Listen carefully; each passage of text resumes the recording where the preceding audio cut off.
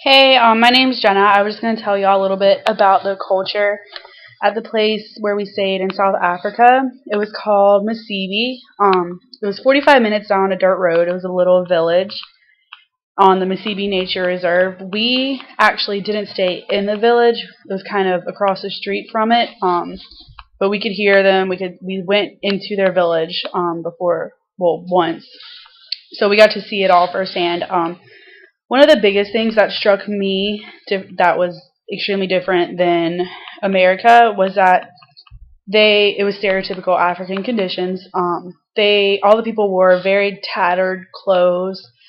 It was freezing there it was every day when we woke up it was below freezing outside, and the people would have like holes in their jeans, or like they'd be wearing short sleeve shirts, and I'm in my like North Face, still freezing. And they would pack their entire family into a 1 to 2 room house, and by family I mean at least like 7 of them. Um, there was no internet connection, no technology. They didn't have cell phones. We had our cell phones. There was no way to get reception to call home or anything. They didn't have games, no TVs. So all they had were each other, basically. There was some electricity some places, but most of the houses didn't have it. They had 2 stores. And I know they had electricity, but most of the houses didn't have electricity. They would work. That's all they did, was basically work and hang out with each other. The kids had toys they would play with. There was no Game Boys or whatever kids play with nowadays. And we talked to a guy, his name is Masebe, every single day, and he told us that they didn't want to live the way we lived. He said Americans take way too many things for granted, that we relied on technology when we didn't need to, and all this stuff. So it really struck me that they enjoyed, I guess, being poor. I guess they didn't really know that they were poor, because that's all they knew was each other. Most of them worked in the village. A few of them, I guess, would drive off to work. Other places, I'm not sure where that was, but I know we would see like 2 trucks drive by every day. So I don't know where they were going. But that was really different. I thought it was really neat to see, so, just to learn about what they do. They had fires and dances, and I'm sure if y'all see the videos or have seen them, their music that they made was very different from ours. But that's what they did, and we would hear it every single night. They would dance around fires, or they would do dances, and that's what they did for fun, and they would play games. And whenever we went into the village, I noticed that most of the women were in the houses. They kind of had fenced-in yards. If it was just like a wire around like a block, well, it wasn't like a block, but like in a square. That was like their yard, and the women would come out and wave to us, but I never saw them do anything. So the women would, and we were told this too as well, the women were supposed to just stay in the house, keep the house clean, raise the children, cook, that sort of thing. They were never outside. And also, the bigger the women were, the better. So because that showed that they knew how to cook, that showed they had money to cook, that, showed that they came from a wealthy family. So skinny women weren't as big of a prize as bigger women were, which I thought was also a surprise, because here in America, the skinnier the better. No one likes real big people. So that was really different too. And they also had just their way of life was different.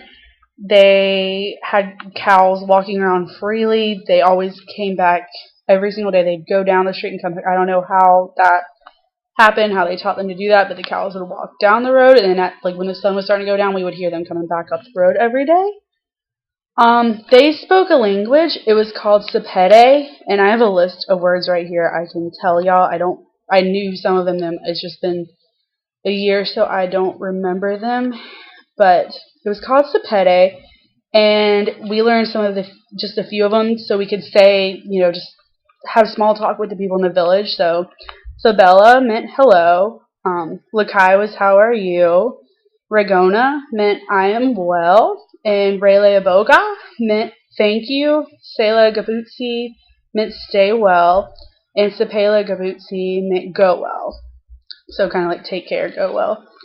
that sort of thing. And we learned that, which that was really cool. And each day when we cooked, they would have like a list of what we were cooking that day, and it was common food that the village people would eat too.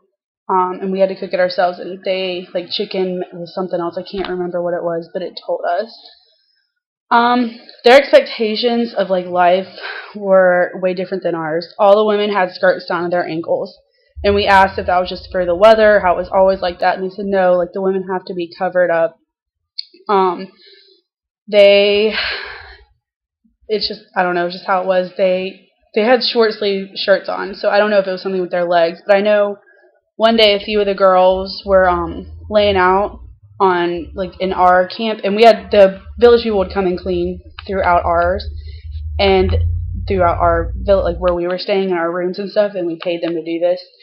And some of the girls were laying out in their bathing suits, and the people who were like leading us asked, like, told them that it was really disrespectful towards the women because they couldn't show skin like that. And one of the big things were that we could not do anything to disrespect them because we were on their land, even though we were basically helping them out to keep the reserve as popular or to grow so it could grow in the future. We still had to respect them, which I thought was really cool. I didn't have a problem with, no one else did really, but I just thought it was neat how it was really different from us, how here, girls run around bikinis. It's totally, no one thinks twice about it, but there it was a huge deal. I remember the ladies, there were two ladies, they walked by and saw them, and they just kind of looked, they were like, oh my gosh, they don't have any clothes on type thing. So, and that's not okay for them at all, which I thought was neat.